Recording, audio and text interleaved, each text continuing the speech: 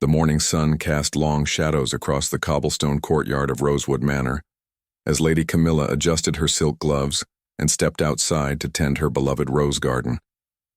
She had no idea this would be the last peaceful moment she would experience in her ancestral home for many months to come. At 35, Lady Camilla possessed the grace and dignity that came from generations of noble breeding. Her auburn hair was always perfectly arranged, and her emerald eyes held both kindness and determination. She had inherited Rosewood Manor from her grandmother, along with a substantial collection of artwork, antiques, and what many believed to be some of the most beautiful jewelry in the kingdom of Eldoria. The sound of approaching horses interrupted her morning routine. Looking up from her prize-winning roses, she saw a procession of royal guards in their distinctive blue and gold uniforms riding through her gates. At the head of the group rode Sir Marcus Blackwood, the king's chief inspector, a man whose reputation for thoroughness was matched only by his cold demeanor. "Lady Camilla," Sir Marcus announced as he dismounted, his voice carrying across the courtyard with official authority. "By order of His Majesty King Edmund III, we are here to conduct a thorough investigation of your property and possessions." Camilla felt her heart skip a beat, but she maintained her composure. "Investigation?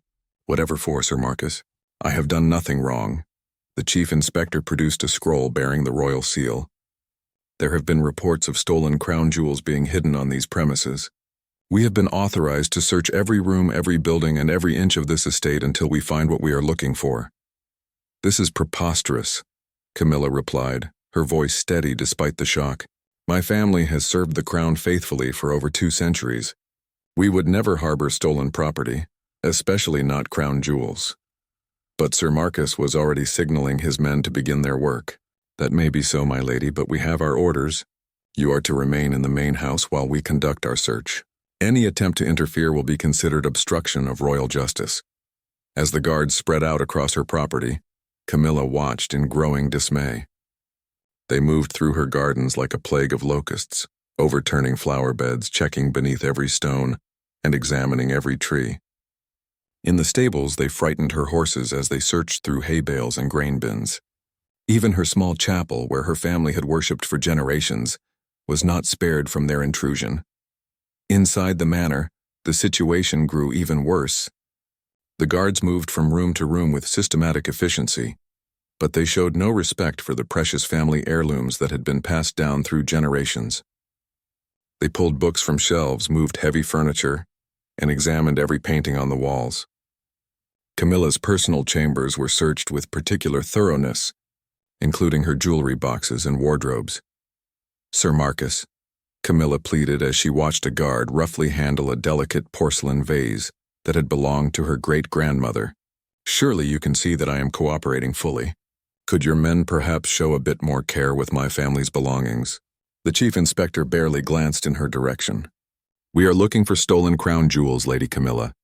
These are serious charges that have been brought against you. The value of the missing items is beyond measure, and we will find them." "What exactly is missing?" Camilla asked, genuinely curious. "If I knew what you were looking for, perhaps I could help you understand why you will not find it here." Sir Marcus studied her carefully before answering. "The crown of the Summer Queen, worn by Her Majesty only during the most important state ceremonies. The Eldorian sapphire necklace, gifted to our kingdom by the Emperor of the Eastern Lands 300 years ago. The golden rose brooch, created by the master craftsman Lorenzo di Monteverde, and most significantly the heart of Eldoria, a diamond the size of a child's fist that has been in the royal treasury for over 5 centuries. Camilla gasped. These were not just any pieces of jewelry. They were symbols of the kingdom itself. Irreplaceable artifacts that represented centuries of royal history. "Sir Marcus, I swear to you on my family's honor that I have never seen these items. They belong in the royal treasury where they have always been kept." "That is precisely the problem, my lady," Sir Marcus replied grimly. "They are not in the royal treasury. They disappeared 6 months ago, and our investigation has led us to believe they may be hidden here." The search continued for 3 full days. Every floorboard was examined, every wall was tapped for hidden compartments, and every piece of furniture was moved and inspected. The guards found many beautiful pieces in Camilla's collection: rings, necklaces, bracelets, and brooches that had been in her family for generations, but nothing that matched the description of the missing crown jewels. On the third evening, as Sir Marcus prepared to expand the search to the outer buildings and the family mausoleum, Camilla made a decision that would change everything. "Sir Marcus, I want to help you find these jewels as much as you do. They belong to our kingdom, and their theft is a crime against all of us. But I need you to believe that I am innocent in this matter." The chief inspector paused in his preparations. "What are you suggesting, my lady?" "I am suggesting that perhaps we are both being deceived. Someone has clearly taken great care to point suspicion in my direction.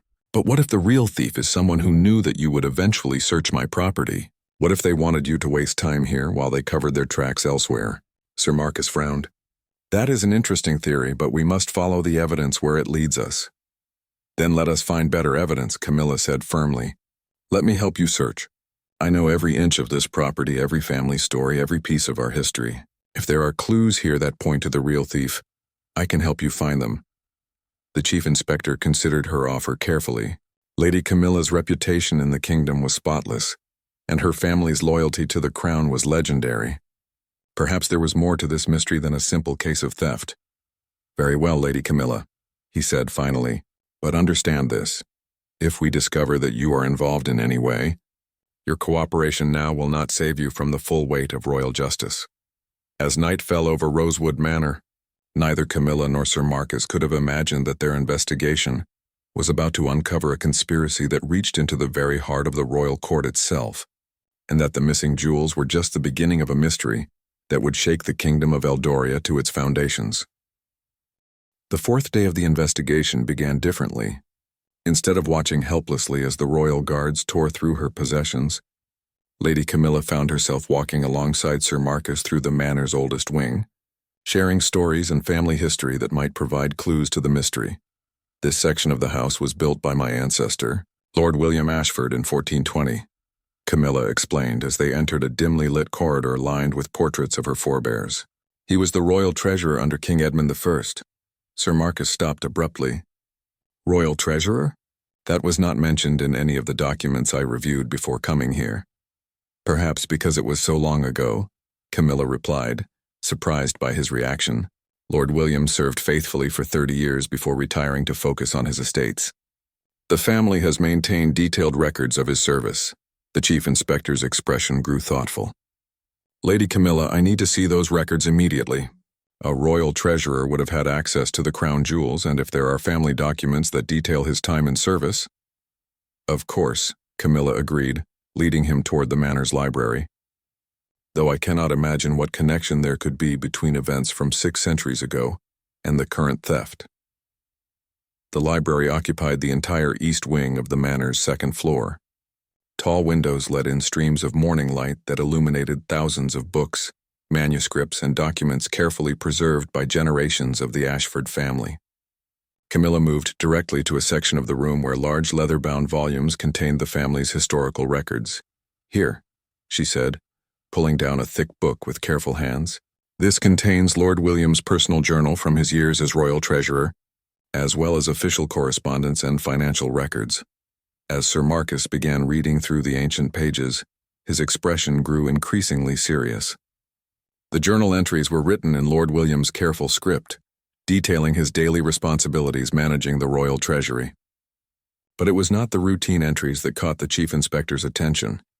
"Listen to this," Sir Marcus said, reading aloud from an entry dated March 15, 1448.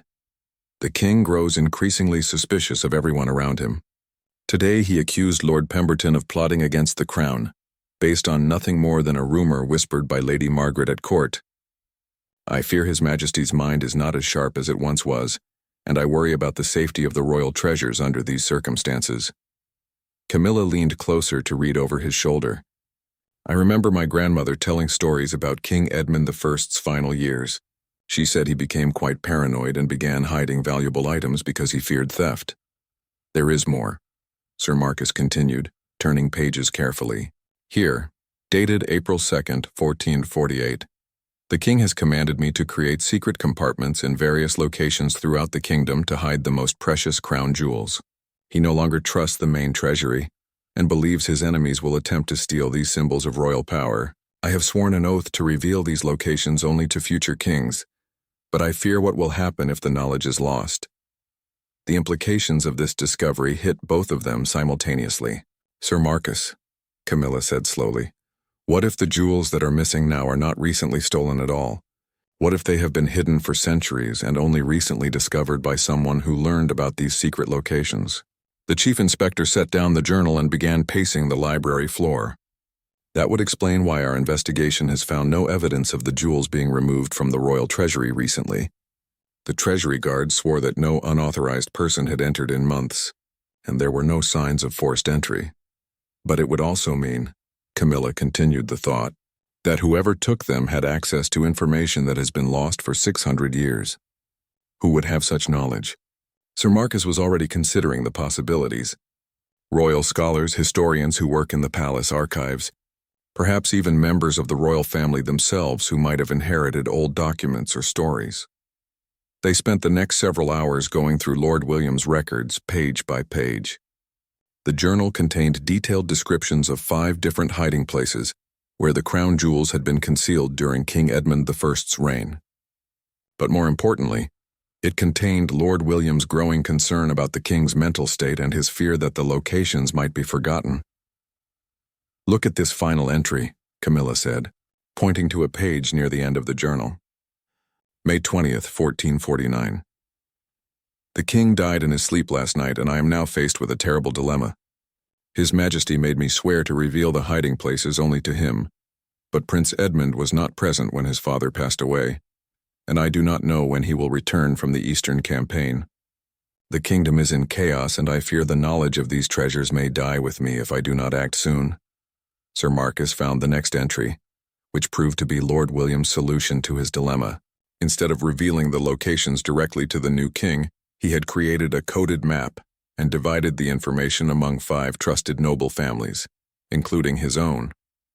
Each family received one piece of the puzzle, ensuring that no single person could access all the hidden treasures without the cooperation of the others. "This is extraordinary," Sir Marcus murmured.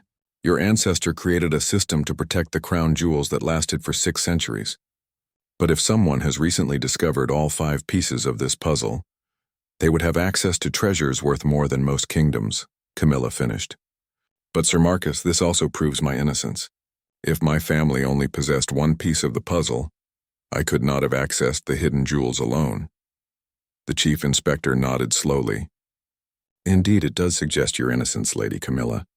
But it also means we are dealing with a conspiracy involving multiple parties, possibly including other noble families or someone who has systematically gathered information from all 5 families." As they continued reading, they discovered that Lord William had been remarkably thorough in his record-keeping.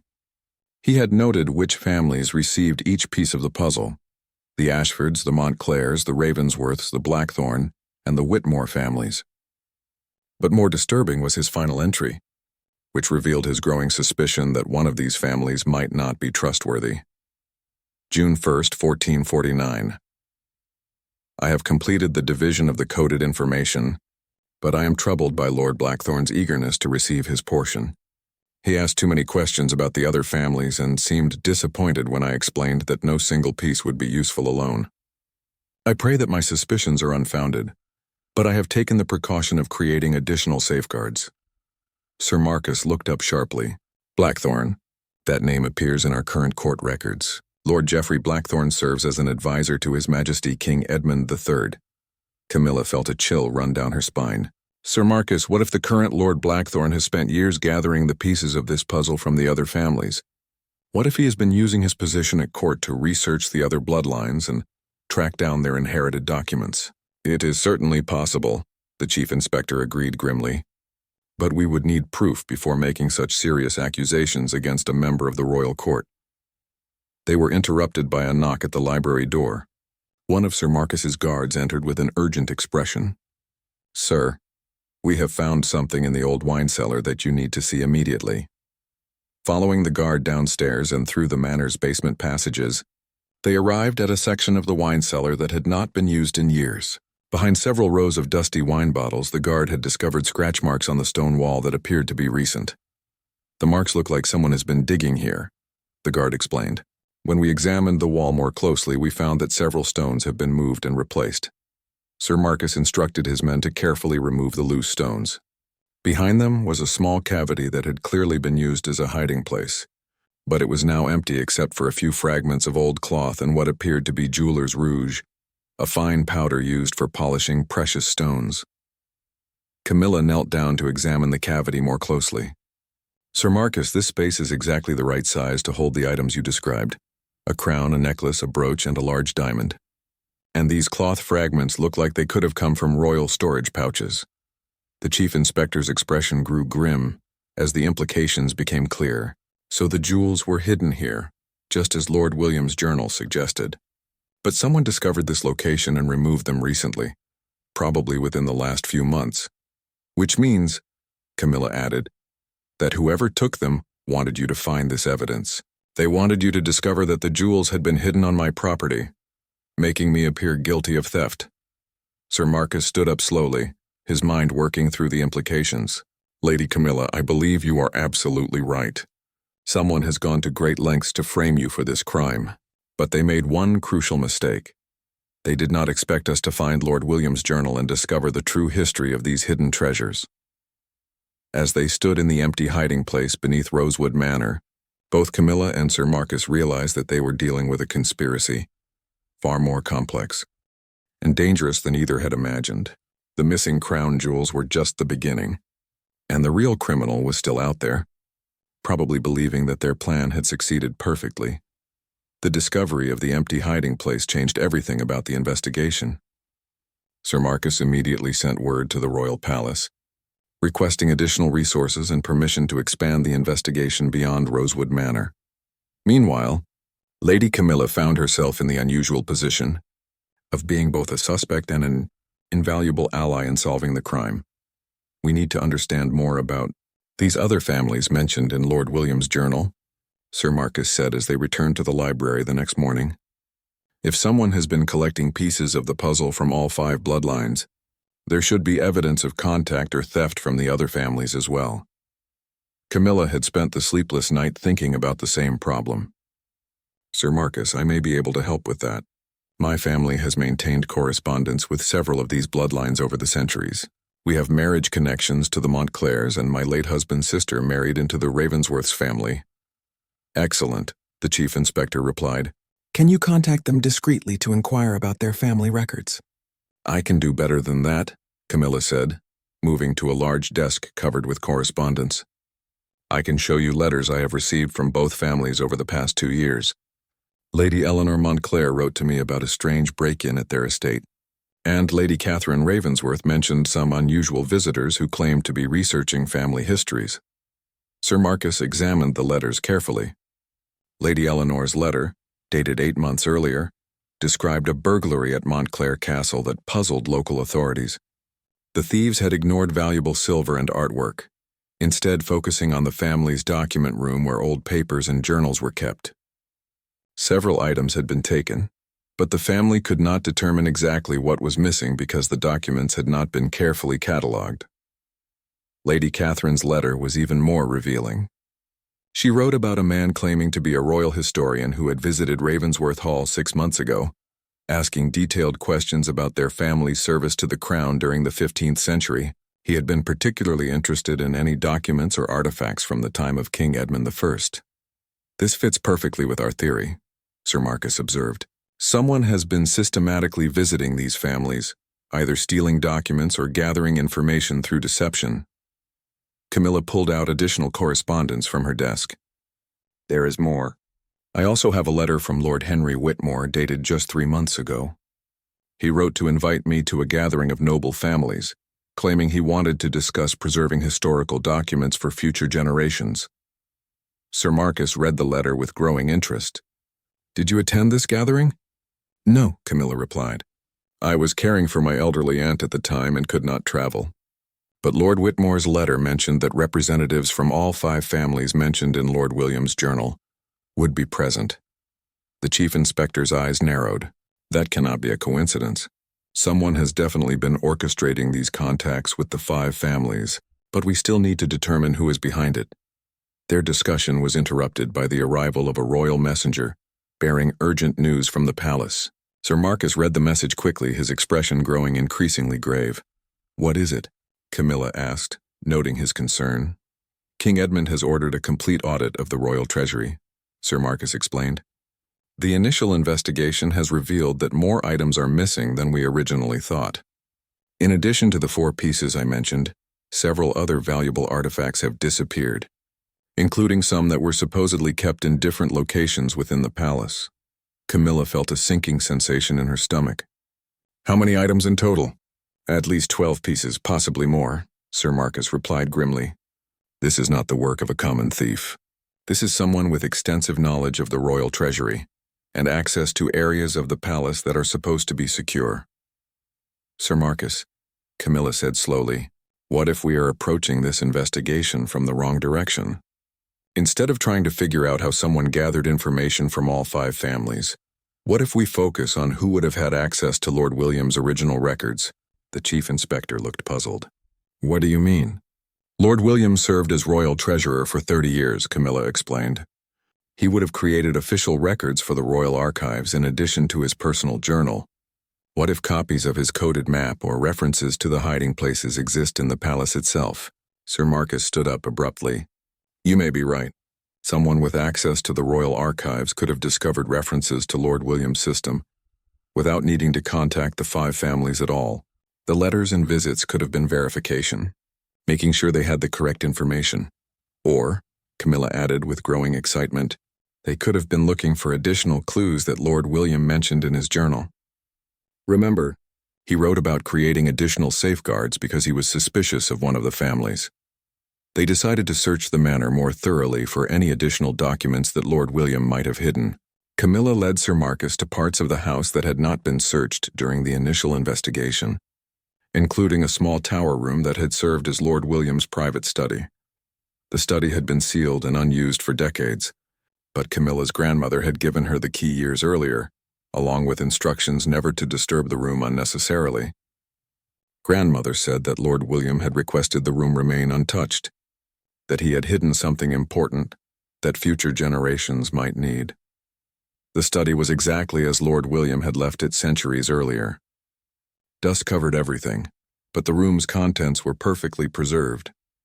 Ancient books lined the walls and a large wooden desk dominated the center of the space. But it was not the visible contents that interested them most. Following instructions from Lord William's journal, they discovered a hidden panel behind one of the bookcases. Inside was a second journal, this one containing information that Lord William had been too cautious to include in his regular records. "Listen to this," Sir Marcus said, reading from the hidden journal. "I have grown increasingly certain that Lord Blackthorne cannot be trusted. He has made several visits to my home under false pretenses, asking questions about the treasury that go beyond his legitimate interests.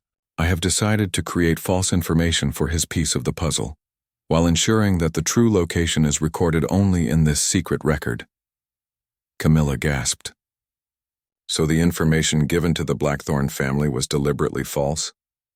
"It appears so," Sir Marcus confirmed, continuing to read. "But there is more. Lord William wrote, 'Should anyone attempt to use the false information I provided to Lord Blackthorne, they will find themselves led to a trap I have prepared. The hiding place indicated by the false clues contains not treasures, but evidence of any attempted theft, along with a message that will reveal the treachery to future investigators.'"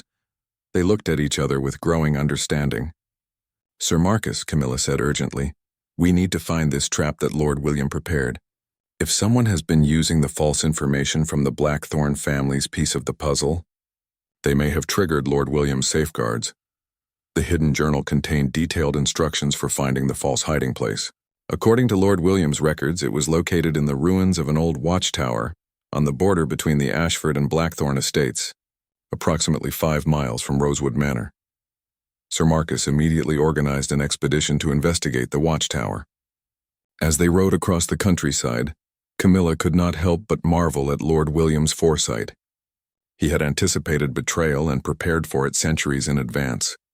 The watchtower ruins stood on a hill overlooking the valley between the 2 estates. Most of the structure had crumbled over the centuries, but the foundation and part of one wall remained intact. Following Lord William's instructions, They located a specific stone marked with a small carved rose, the symbol of the Ashford family. Behind this stone was another hidden cavity, but this one was not empty. Inside, they found a metal box containing several items that made Sir Marcus whistle in amazement. A detailed record of everyone who has visited this location, he read from a parchment inside the box. Lord William created a system that would automatically record evidence whenever someone discovered this hiding place. The box contained several items that proved someone had recently triggered Lord William's trap. There were fresh footprints preserved in clay, fabric fibers caught on the rough stones, and most importantly, a small piece of parchment that had been left behind by the intruder. Camilla examined the parchment carefully. Sir Marcus, this appears to be a partial copy of the coded map. And look at this handwriting. It is definitely from our current time period, not centuries old. But the most shocking discovery was yet to come. At the bottom of the box was a letter that Lord William had left for future investigators, along with a piece of jewelry that made both Camilla and Sir Marcus stare in disbelief. The golden rose brooch, Sir Marcus breathed. One of the missing crown jewels. Camilla read Lord William's letter aloud. If you have found this box, then someone has attempted to use the false information I provided to the Blackthorn family. This person is certainly guilty of trying to steal the crown jewels, and this brooch is evidence of their crime. The other jewels are hidden in locations known only to the rightful combination of all 5 families working together, but this piece I have placed here as proof of any attempted treachery. As they stood in the ruins of the ancient watchtower, holding one of the missing crown jewels and evidence that could identify the real thief, both Camilla and Sir Marcus realized that Lord William's 600-year-old plan was about to deliver justice at last. The discovery of the golden rose brooch in Lord William's trap changed the entire investigation from a search for stolen jewels to a hunt for a dangerous criminal who had been operating within the highest levels of the royal court. Sir Marcus immediately sent word to King Edmund, requesting a private audience to present their findings without alerting potential conspirators. While they waited for the king's response, Camilla and Sir Marcus decided to analyze the evidence they had collected more carefully. The fabric fibers found in Lord William's trap were of excellent quality, suggesting someone wealthy, and the parchment fragment contained handwriting that Sir Marcus was certain he had seen before. I need to compare this handwriting to documents at the royal palace, Sir Marcus explained as they examined the evidence in Camilla's library. If this person holds a position at court, there will be official correspondence that can help us identify them. Camilla studied the parchment fragment through a magnifying glass. Sir Marcus, look at this more closely. The ink appears to be the special type used only for official royal documents. This suggests that whoever wrote this has access to the palace's official supplies. That narrows our list of suspects considerably, Sir Marcus agreed. Only senior court officials, royal advisors, and members of the immediate royal family have access to such materials. Their analysis was interrupted by the arrival of a royal messenger with an urgent summons. King Edmund commanded their immediate presence at the palace, but with specific instructions to enter through a private entrance and tell no one about their visit. The ride to the royal palace took 3 hours, during which Camilla found herself growing increasingly nervous about meeting the king under such unusual circumstances. She had only met His Majesty briefly at formal court functions and had never spoken with him privately. The palace guard who met them at the private entrance led them through corridors that Camilla had never seen before, past rooms filled with ancient tapestries and paintings that chronicled the kingdom's history. They finally arrived at the king's private study, a surprisingly modest room considering the opulence of the rest of the palace. King Edmund III was a man in his 50s, with graying hair and intelligent eyes that seemed to take in every detail of his visitors. He gestured for them to sit in comfortable chairs near his desk, creating an atmosphere more like a private conversation than a formal royal audience. "Sir Marcus," the king began, "your message mentioned discoveries that could shake the foundations of our kingdom. I need to understand exactly what you have uncovered." Sir Marcus presented their findings systematically, starting with Lord William's journal and ending with the discovery of the golden rose brooch in the ancient trap. As he spoke, King Edmund's expression grew increasingly grave. "This suggests," the king said slowly, that someone I trust has been systematically stealing from the royal treasury using knowledge that should have been lost centuries ago. Yes, Your Majesty, Sir Marcus confirmed. But there is more. Our investigation suggests that this person has been planning this theft for years, possibly decades. The systematic contact with the 5 families, the careful research into historical documents, the use of official palace resources, this required extensive preparation and insider knowledge. Camilla had remained silent during most of the conversation, but now she spoke up. Your Majesty, if I may, there is something else that troubles me about this case. Why frame me specifically? My family's piece of the puzzle was no more valuable than the others, so why direct suspicion toward Rosewood Manor? King Edmund considered her question carefully. An excellent point, Lady Camilla. What do you think the answer might be? I believe it was because my family maintained the most complete records, she replied. If the true history of Lord William's actions ever came to light, it would most likely be discovered through the Ashford family documents. By framing me and seizing my property, the real thief could ensure that these records would be confiscated or destroyed. The king nodded approvingly. You have clearly inherited your ancestors' intelligence, my lady. But this raises another question. How did the thief know about the existence of your family's detailed records? Sir Marcus had been thinking about this same problem. Your Majesty, it suggests that the thief either had direct access to royal historical archives that mentioned Lord William's record-keeping, or had personal contact with someone who knew about the Ashford family's documents. King Edmund stood up and walked to a window overlooking the palace gardens. Sir Marcus, I need you to tell me honestly. Based on your investigation, how many people could have had the access and knowledge necessary to commit these crimes? Very few, Your Majesty, Sir Marcus replied grimly. The person would need access to the royal treasury, knowledge of historical archives, official palace supplies, and the authority to conduct research among noble families without arousing suspicion. The king turned back to face them. That describes perhaps 6 or 7 people in total. My most senior advisors, the royal treasurer, the keeper of the archives, and... He paused significantly. My own family members. The implications of this statement hung heavy in the air. Camilla felt her heart racing as she realized that the king was suggesting the possibility of treason at the highest levels of the royal court. Your Majesty, Sir Marcus said carefully, we do have one potentially identifying piece of evidence. The handwriting on the parchment fragment found in Lord William's trap. If we could compare it to samples from the individuals you mentioned. King Edmund nodded slowly. That can be arranged, but it must be done with absolute discretion. If the guilty party realizes we are closing in, they might attempt to destroy evidence or even flee the kingdom. There is also the matter of the remaining missing jewels, Camilla added. According to Lord William's records, the true hiding places can only be accessed by combining information from all 5 families. If someone has been collecting these pieces over time, they might be planning to retrieve the remaining treasures soon. The king's expression grew thoughtful. Unless they already have retrieved them and are keeping them hidden elsewhere until the investigation dies down.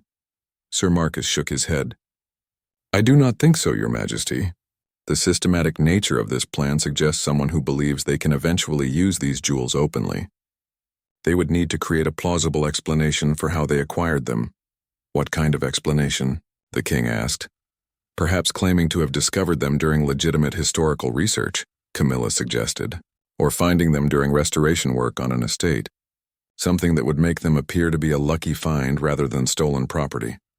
King Edmund walked back to his desk and picked up a letter that had been lying there. This may be more relevant than you realize. I received this yesterday from Lord Geoffrey Blackthorne. He claims to have made an exciting historical discovery on his estate and requests permission to present his findings to the court next week. Sir Marcus and Camilla exchanged glances. Lord Blackthorne, the descendant of the family that Lord William had suspected of treachery 6 centuries earlier. Your Majesty, Sir Marcus said urgently, we need to see that letter immediately. The king handed over the correspondence, and Sir Marcus compared the handwriting to the parchment fragment they had found in Lord William's trap. Even without expert analysis, the similarities were unmistakable. It is the same hand, Sir Marcus confirmed. Lord Geoffrey Blackthorne is our thief. But King Edmund was already thinking ahead to the next problem. Proving his guilt and recovering the stolen jewels will require careful planning. Lord Blackthorn is not only a member of my court but also commands significant influence among the noble families. If we move against him without absolute proof, we risk creating a political crisis. Camilla had been studying Lord Blackthorn's letter closely. Your Majesty, he mentions planning to present his discovery at next week's court session. What if we let him proceed with his plan? If he attempts to present stolen crown jewels as a historical find, he will be committing treason in front of the entire court. A trap within a trap, Sir Marcus agreed. We could prepare evidence of his guilt in advance, then allow him to incriminate himself publicly. King Edmund considered the proposal carefully. It is risky, but it might be our best option. However, we need to ensure that we have sufficient evidence to prove not only that the jewels are stolen, but that Lord Blackthorn was the one who stole them. We have Lord William's trap, the handwriting evidence, and the pattern of contacts with the 5 families, Sir Marcus pointed out. But you are right. We need more definitive proof. Camilla suddenly had an idea that made her heart race with excitement. Your Majesty, what if we could catch Lord Blackthorn retrieving the remaining jewels? According to Lord William's journal, the true hiding places require information from all 5 families. If Lord Blackthorn has been collecting these pieces, he might need to access the final location soon. The king's eyes lit up with understanding. And if we could observe him in the act of retrieving stolen crown jewels, it would be impossible for him to claim they were a legitimate historical discovery, Sir Marcus finished. As they sat in the king's private study, planning a trap that would bring justice for crimes committed across 6 centuries, none of them could have imagined how dangerous Lord Blackthorn would prove to be when he realized that his carefully constructed plan was beginning to unravel. The plan to catch Lord Blackthorn in the act required careful preparation and perfect timing.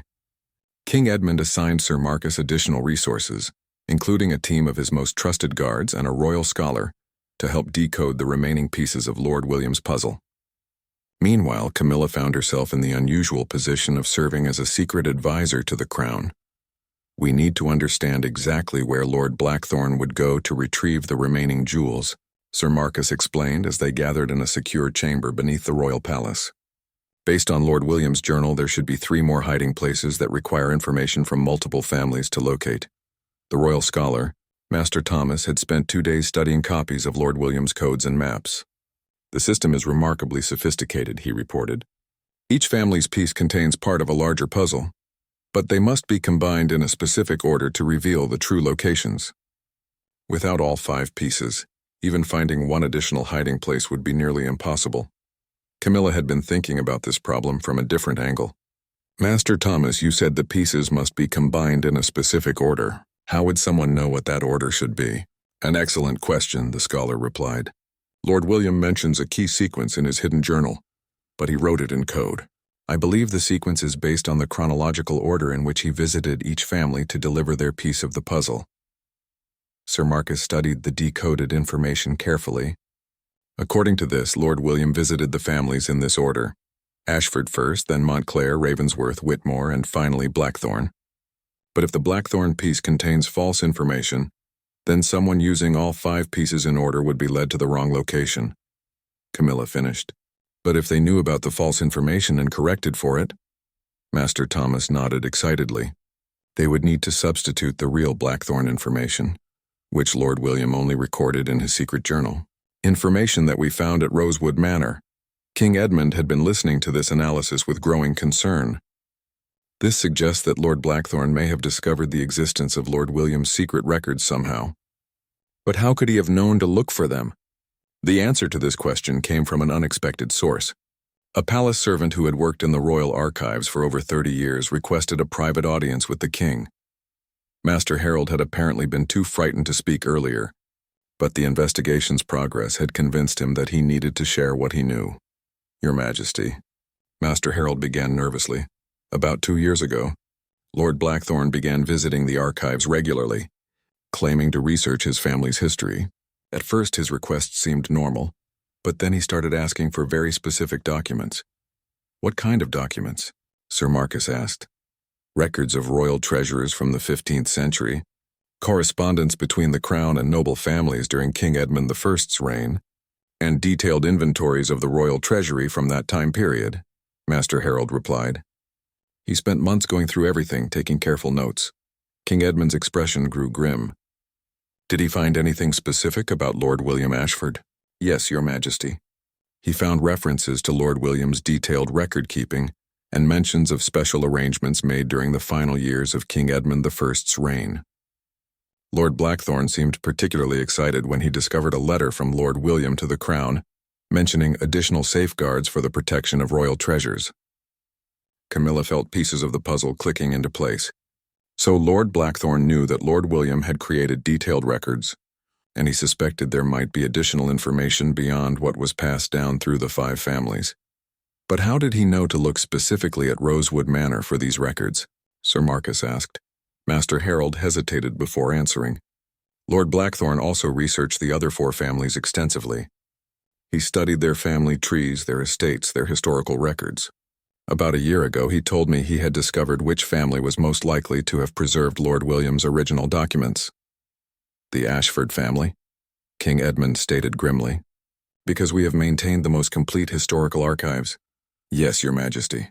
And Lord Blackthorne asked me about the legal procedures for seizing property, suspected of containing stolen goods. He said it was purely theoretical research, but now, Sir Marcus interrupted with sudden understanding. He has been planning this frame-up for over a year. He needed access to Lady Camilla's family records, but he could not simply steal them without arousing suspicion. So he created a situation where the Crown would seize them legally. But there is still something I do not understand, Camilla said thoughtfully. If Lord Blackthorne had access to all this historical information, why did he need to contact the other families at all? Why not simply use the records he found in the archives? Master Thomas had been studying Lord William's codes while they talked, because the archive records only contained references to the system Lord William created, not the actual details. The specific locations, the coded maps, the sequence information, all of that was deliberately kept out of the official records and divided among the 5 families. So Lord Blackthorne needed the inherited information from each family to complete the puzzle, Sir Marcus concluded. But he also needed Lord William's secret records to know about the false information he had been given. King Edmund stood up suddenly. Which means Lord Blackthorne now has access to all the information he needs. The question is, has he already retrieved the remaining jewels, or is he waiting for the right moment? Their answer came sooner than expected. A guard rushed into the chamber with urgent news. Your Majesty, our spies report that Lord Blackthorne left his estate this morning with a small group of trusted servants.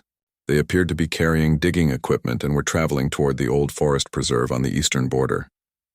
Sir Marcus immediately began organizing pursuit. The eastern border is near the ruins of the old monastery of St. Aldrich. According to Lord William's decoded information, that area contains one of the primary hiding places. We need to move quickly, King Edmund declared. If Lord Blackthorne retrieves those jewels, he might disappear from the kingdom entirely. As they prepared to leave the palace, Master Thomas made one final discovery that changed their understanding of the entire situation. Your Majesty, I have found something troubling in Lord William's secret journal. He wrote about more than just hiding places for the crown jewels. What do you mean? Camilla asked. Lord William also hid important documents about the royal succession, Master Thomas explained. Papers that could affect the legitimacy of the current royal line. If Lord Blackthorne has discovered these documents along with the jewels, King Edmund's face went pale. He could be planning more than simple theft. He could be preparing to challenge the crown itself. Sir Marcus was already thinking about the implications. That would explain why he plans to present his discoveries publicly at court next week. If he appears with both stolen crown jewels and documents questioning royal legitimacy, he could create a political crisis that might topple the kingdom. Camilla finished grimly. As they rode toward the eastern forest, racing to intercept Lord Blackthorne before he could complete his treacherous plan, King Edmund reflected on the bitter irony that his ancestors' carefully constructed safeguards had been turned into weapons against the very crown they were meant to protect. The stakes of their mission had suddenly become much higher than recovering stolen jewels. They were now racing to preserve the stability of the entire kingdom of Eldoria, and they had no idea how far Lord Blackthorne was willing to go to achieve his ambitions. The ancient forest that contained the monastery ruins stretched for miles across the eastern border, providing countless hiding places for both treasures and traitors. As they entered the dark woods following the trail left by Lord Blackthorn's party, each member of their group understood that they were riding toward a confrontation that would determine the future of their kingdom. Behind them, unaware of the true danger, the royal court continued its normal activities, preparing for next week's formal session, where Lord Blackthorn planned to present his historical discoveries to an unsuspecting audience that included many of the most powerful nobles in the land. The ancient monastery of St. Aldrich had been abandoned for over 2 centuries, but its stone walls still stood strong against the dark forest that had grown up around it. As King Edmund's party approached through the afternoon shadows, they could see evidence of recent activity, fresh horse tracks, disturbed ground, and the faint sound of digging coming from somewhere within the ruins. Sir Marcus signaled for the group to dismount and proceed on foot. They had brought a dozen of the king's most trusted guards, all sworn to secrecy about their mission. Camilla had insisted on accompanying them despite the danger, arguing that her knowledge of Lord William's codes might prove essential. "The sound is coming from the old chapel," whispered Captain Garrett, the leader of the Royal Guard. "But there are men posted as lookouts around the perimeter." King Edmund studied the ruins through the trees. "How many men did Lord Blackthorn bring with him?" "Our scouts counted at least 8, Sir Marcus replied. "All armed and loyal to the Blackthorn family." Camilla had been examining the monastery's layout in relation to Lord William's coded directions. According to the journal, the hiding place should be beneath the altar of the chapel. Lord William wrote that he chose this location because the monastery was already abandoned and unlikely to be disturbed. But that also means Lord Blackthorn's men have probably been digging for hours, Sir Marcus pointed out. "They may have already found what they came for." The king made a difficult decision. "We cannot wait any longer. Captain Garrett, position your men to surround the ruins, but do not attack unless I give the signal. I want to confront Lord Blackthorn directly and give him a chance to surrender before blood is shed." As they moved closer to the chapel, they could hear voices inside along with the sound of metal tools striking stone. Peering through a gap in the chapel wall, they saw a scene that confirmed their worst fears. Lord Blackthorn stood near the altar, directing 4 men who were carefully removing stone blocks from beneath it. Already laid out on a cloth nearby were several items that glittered in the torchlight, clearly some of the missing crown jewels.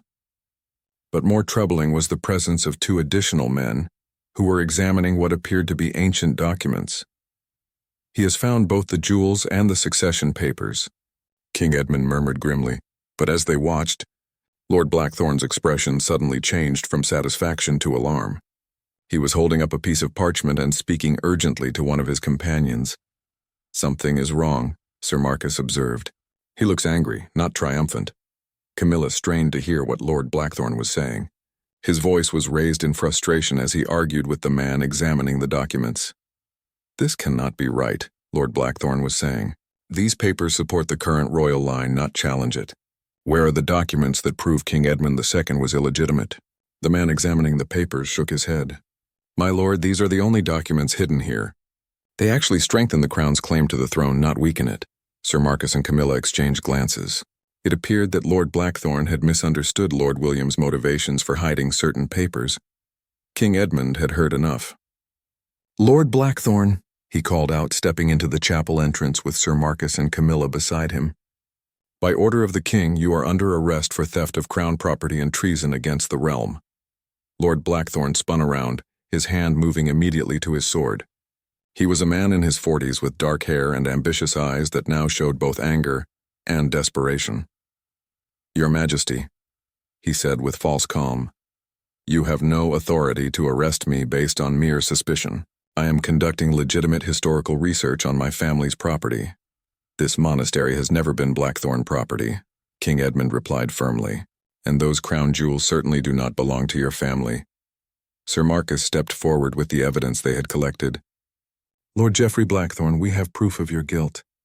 Your handwriting on documents found at the false hiding place created by Lord William Ashford, records of your systematic research in the royal archives, and testimony about your contacts with the 5 families." Lord Blackthorn's eyes flickered to his men, who were slowly moving to surround the royal party. "Even if what you say is true, you are outnumbered here. Perhaps we can come to an arrangement. What kind of arrangement?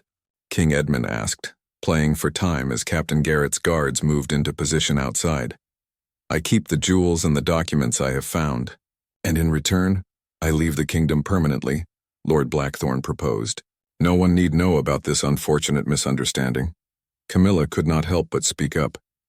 Lord Blackthorn, why? Your family has served the crown for centuries. Why throw away your honor for stolen jewels? Lord Blackthorn's mask of civility finally slipped, revealing the bitterness beneath. Honor? My family has served faithfully while watching others receive greater rewards. Larger estates, more influence at court. The Blackthorn name deserves better than to serve forever as loyal supporters of a crown that barely acknowledges our existence. So you decided to steal what you felt you deserved? Sir Marcus asked. I decided to take what should have been mine by right, Lord Blackthorn replied angrily. These jewels represent the wealth and power that the crown has denied my family for generations. As for the documents, I hope to find evidence that would allow me to claim a rightful place in the royal succession. King Edmund shook his head sadly. Your ancestor, the original Lord Blackthorn, was given the same opportunity as the other 4 families to serve the crown faithfully. Lord William suspected him of treachery, and apparently that suspicion was justified if it has been passed down through your bloodline. The confrontation was interrupted by a commotion outside as Lord Blackthorn's lookouts discovered Captain Garrett's guards surrounding the monastery. Shouts and the sound of clashing swords echoed through the ruins. Surrender now, Lord Blackthorn, King Edmund commanded, and I will show mercy. Continue this treason, and you will face the full penalty of the law. Lord Blackthorn drew his sword, his face twisted with desperate determination. I have come too far to surrender now. These jewels will buy me a new life in a foreign kingdom where my talents will be properly appreciated. The battle that followed was brief, but intense. Lord Blackthorn's men fought bravely, but they were outnumbered and outmaneuvered by Captain Garrett's professional soldiers. Sir Marcus engaged Lord Blackthorn directly, their swords ringing against each other in the ancient chapel, while Camilla and the king took shelter behind the altar. But Lord Blackthorn had underestimated Sir Marcus's skill. Within minutes, the chief inspector had disarmed him and forced him to his knees among the very jewels he had tried to steal. It is over, Lord Blackthorn, Sir Marcus announced, breathing heavily from the fight. Your men have surrendered, and you are now a prisoner of the crown. As Captain Garrett's guards secured the prisoners, Camilla examined the recovered jewels and documents spread out near the altar. Everything appears to be here, she reported to the king. The crown of the Summer Queen, the Eldorian sapphire necklace, the Heart of Eldoria diamond, and several other pieces we did not even know were missing. King Edmund picked up the ancient documents that Lord Blackthorn had been examining, and these papers actually strengthen, rather than challenge, the legitimacy of the royal line. Lord William was protecting evidence of our family's rightful claim to the throne, not hiding proof of illegitimacy. Sir Marcus looked around at the scene of their victory. Lord William's 600-year-old plan worked perfectly. His safeguards not only protected the crown jewels but also led us directly to the traitor who tried to steal them. But even as they celebrated their success, none of them could have anticipated the final surprise that awaited them when they returned to the royal palace.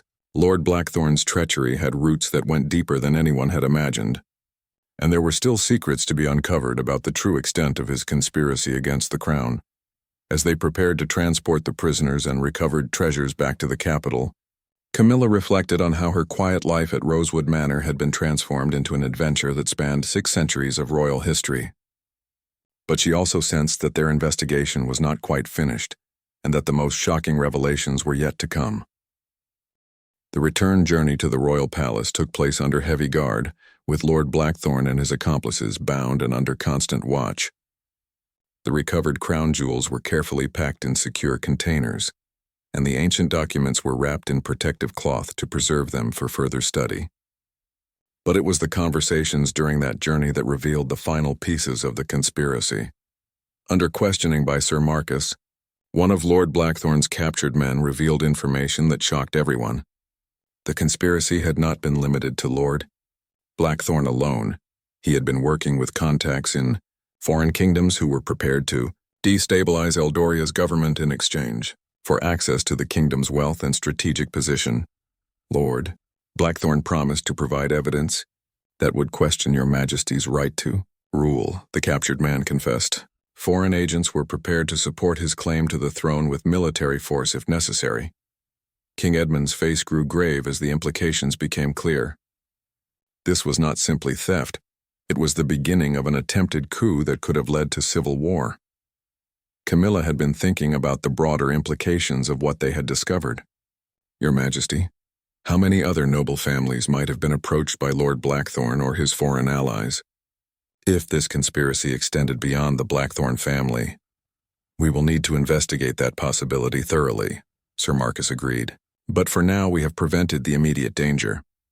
When they arrived at the royal palace, King Edmund immediately convened an emergency session of his most trusted advisors. The crown jewels were returned to the royal treasury under increased security, while the ancient documents were given to Master Thomas and other royal scholars for detailed study. The formal trial of Lord Blackthorn took place 1 week later in the Great Hall of the Royal Palace, with representatives from all the major noble families in attendance. Camilla found herself called as a key witness, describing the discovery of Lord William's journals and the evidence that had led to uncovering the conspiracy. Lord Geoffrey Blackthorn, King Edmund announced as he delivered the verdict, you have been found guilty of high treason, theft of crown property, conspiracy against the realm, and collaboration with foreign enemies. These crimes are punishable by death according to the laws of our kingdom. But the king's next words surprised everyone in attendance. However, in consideration of your family's previous centuries of loyal service, and in recognition that your actions may have been influenced by foreign manipulation, I hereby commute your sentence to permanent exile from the kingdom of Eldoria. You will forfeit all lands, titles, and property, and you will never be permitted to return. Lord Blackthorn, who had maintained a defiant attitude throughout his trial, finally showed genuine emotion at this unexpected mercy. Your Majesty, I do not deserve such consideration. No, you do not, King Edmund replied firmly. But mercy is sometimes more powerful than vengeance, and I hope that exile will give you time to reflect on the path that led you to betray everything your ancestors held sacred. The accomplices who had helped Lord Blackthorn were sentenced to varying terms of imprisonment, with the understanding that they would be released if they provided information about any remaining foreign agents operating within the kingdom. With the trial concluded, King Edmund turned his attention to recognizing those who had helped uncover and stop the conspiracy. Sir Marcus was promoted to the position of Royal Security Advisor, with expanded authority to investigate threats against the crown. Master Thomas was appointed as the new keeper of royal archives, with a mandate to ensure that important historical documents were properly catalogued and protected. But it was the king's recognition of Lady Camilla that drew the most attention from the assembled nobles. Lady Camilla Ashford, the king announced, your courage, intelligence, and loyalty to the crown have saved our kingdom from a conspiracy that could have destroyed everything we hold dear. Your ancestor, Lord William, would be proud to know that his safeguards were finally triggered by a descendant worthy of his legacy. The king paused before making an announcement that surprised everyone, including Camilla herself. Therefore, I hereby appoint you as Special Advisor for Historical Affairs, with the responsibility of ensuring that the Crown's historical treasures and documents are properly protected for future generations. Camilla was speechless for a moment before finding her voice. Your Majesty, I am deeply honored, but I am not sure I am qualified for such an important position. Your investigation of this case proves otherwise, King Edmund replied with a smile. Besides, who better to protect Lord William's legacy than his own descendant? The ceremony concluded with the public display of the recovered crown jewels, allowing the people of Eldoria to see that their royal treasures were safe and that the conspiracy against their kingdom had been defeated. The crown of the Summer Queen, the Eldorian sapphire necklace, the golden rose brooch, and the heart of Eldoria diamond sparkled in the sunlight streaming through the Great Hall's windows, symbols of continuity and stability in an uncertain world. Over the following months, the investigation led by Sir Marcus uncovered and eliminated several cells of foreign agents who had been working to destabilize the kingdom. The other noble families mentioned in Lord William's journal, the Montclairs, the Ravensworths, and the Whitmores, were cleared of any involvement in the conspiracy and publicly thanked for their cooperation. Camilla threw herself into her new role with enthusiasm, working with Master Thomas to create a comprehensive catalog of the kingdom's historical treasures. They also established new security procedures to prevent future thefts and began training a new generation of scholars in the proper preservation of ancient documents.